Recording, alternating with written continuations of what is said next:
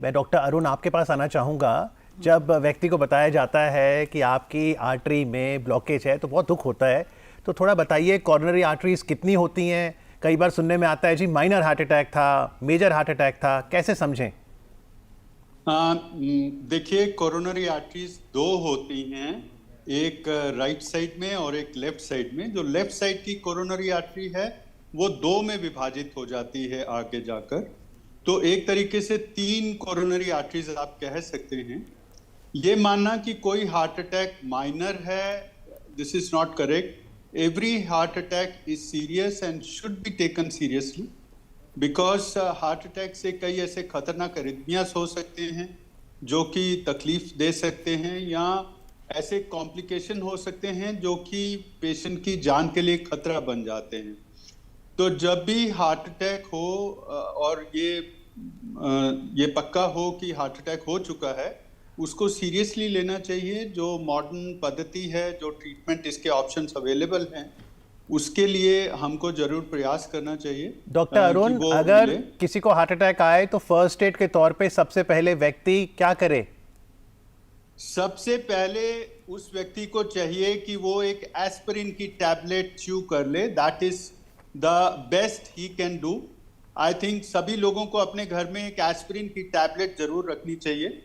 Aspirin उतना ही अच्छा काम करेगी जितना कि आप एक सुसज्जित अस्पताल में जाते हैं और आपको इंट्राविनस थ्रोम्बोलिटिक ट्रीटमेंट मिलता है।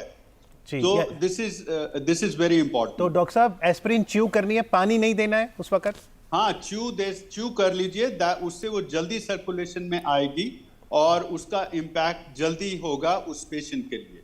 जी जी डॉक्टर तरुण, खुदा ना खास्ता किसी को हार्ट अटैक हो गया। अब मान लीजिए हार्ट अटैक हुआ मसूरी में, आप पर्वत गए थे, वहाँ हो गया, और अस्पताल देहरादून में है, आने में एम्बुलेंस में 1 घंटा लगेगा। तो क्या पोस्चर रखें? उसको बिठाएं, व्यक्ति को लेटा दें, क्या करें? देखिए, यूजुअली जो अप्रोच रहती है, पेशेंट को कंफर्टेबली बैक सपोर्ट से बिठा दीजिए आप, और जो नियरेस्ट सेंटर है, अच्छा, ऐसा नहीं है कि आपको कार्डियक सेंटर में ले जाने की जरूरत है, जो नियर सेंटर है वहाँ लेके जाइए आप। अच्छा। क्योंकि आजकल ये धारणा है, क्योंकि जो हम क्लास 1 इंडिकेशन की बात करते हैं वो प्राइमरी पीसीआई है, एक्यूट एमआई के लिए, इसमें स्टंटिंग की बात करते हैं हम।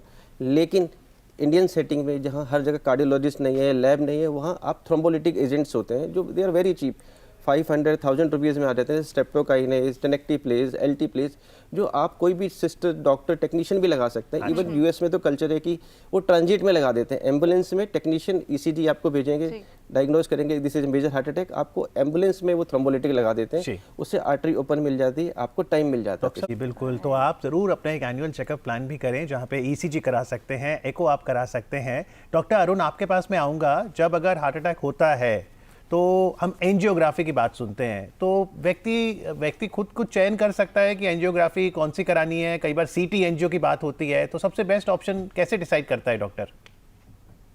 देखिए, अगर हार्ट अटैक हो चुका है और वो कंफर्म्ड है तो सीटी एंजियो की इतनी फायदा नहीं है, इतना बेनिफिट नहीं है उस पेशेंट को। ऐसे मौके पे इन्वेजिव एंजियोग्राफी करानी चाहिए। आजकल कलाई के माध्यम से इसको किया जाता है मुख्यतः, और ये बहुत ही सरल प्रोसीजर है।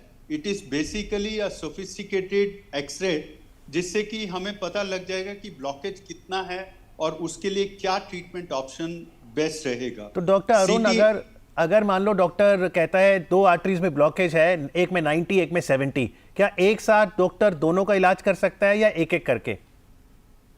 देखिए, दोनों का इलाज एक साथ संभव है, क्योंकि कई बार ऐसा कारण बनता है कि दोनों आर्टरीज नुकसान पहुंचा रही होती हैं।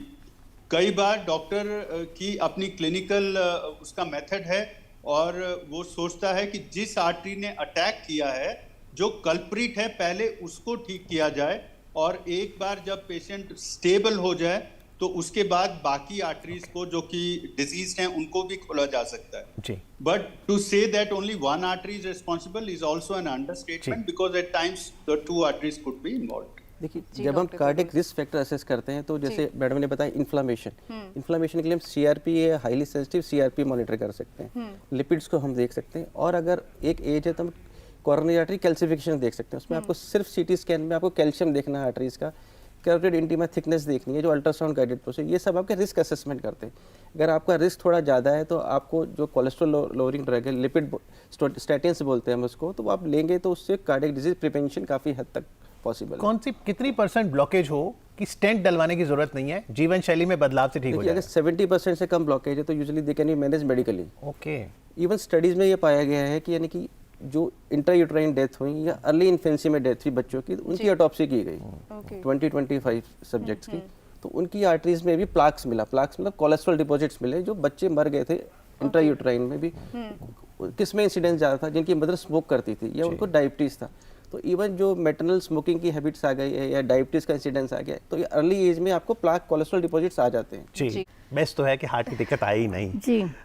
तो प्रिवेंशन के और स्ट्रेटजीज बताइए, और फिर जिसको स्टेंट डल गया है उसको भी क्या एहतियात बताएंगे आप आयुर्योग के हिसाब से? जी, आयुर्योग एक prevention is a strength of Ayurveda. Management भी है लेकिन होलिस्टिक मैनेजमेंट ये बहुत बड़ा इंपॉर्टेंट। इसकी एक बहुत अच्छी चतुसूत्री एक श्लोक में ही बताया है कि नित्यम हिताहार विहार सेवी समीक्षाकारी विषयेषु आसक्तः। इसका मतलब है हितकर आहार, हितकर विहार, मतलब डाइट एंड लाइफस्टाइल। लेकिन वो एक दिन करूँ, कभी कभी करूँ, हफ्ते में एक बार करूँ, ऐसे नहीं, नित्य। मतलब we should inculcate healthy diet habits and healthy lifestyle and exercise. तो डाइट हैबिट कौन सी हो, जैसे आपने सवाल पूछा, तो फ्रेश इज़ द कीवर्ड। क्योंकि अगर जो भी आप समय पे, मतलब सूर्योदय और सूर्यास्त के बीच में, अगर आपका ब्रेकफास्ट है 8:30 से 9:30 के बीच में, खाना है 1 से 2 लंच टाइम, बीच में आप कुछ टी टाइम में ले लीजिए, और 8 से पहले आपका खाना समाप्त करें, तो एक इंटरमिटेंट फास्टिंग भी हो जाता है, रेस्ट भी मिलती है। और हर खाने के बाद आप 15 मिनट थोड़ा सा चलिए, वॉक करिए, कि जिससे आपका सर्कुलेशन, खाना पचने में भी आसान हो। ये एक हो गया खाने में। खाने में आपको सिंपल, मतलब जो बहुत ज़्यादा कॉम्प्लिकेटेड बनाया ऐसे खाना नहीं होना चाहिए। दाल चावल सब्जी रोटी, इसमें ज़्यादा सलाद, ज़्यादा सब्जी और ज़्यादा दाल, इसको आप समावेश करें, कम कार्बोहाइड्रेट्स। और जो भी अनाज हो वो मोटा अनाज, आजकल जो मिलेट का है उस वो से ले सकते हैं। जी, डॉक्टर तरुण, आप कुछ कहना चाहते हैं? जी बिल्कुल, जैसे मैम ने बताया कि एक्सरसाइज, अगर आप 30 minutes of regular moderate physical activity करते हैं एटलीस्ट 5 डेज अ वीक, तो आपको हार्ट डिजीज से प्रिवेंशन होगा। तो ज्यादा एक्सरसाइज के जो केसेस आए हैं वो हैवी नहीं एक्सरसाइज नहीं करनी चाहिए, ग्रेजुअली बिल्डअप करना है। और आपको जो एनाबॉलिक स्टेरॉइड्स हैं, जो अननेसेसरी सप्लीमेंट्स है, वो भी नहीं लेने, नेचुरल डाइट पे जाना। आपको बहुत एक्सोटिक फूड लेने की जरूरत नहीं है, जो सीजनल फ्रेश वेजिटेबल फ्रूट्स आते हैं वो सफिशिएंट है। बस आपको स्मोकिंग बिल्कुल अवॉइड करनी है। मॉडरेशन में अल्कोहल ले सकते हैं लेकिन उसको भी अवॉइड कीजिए।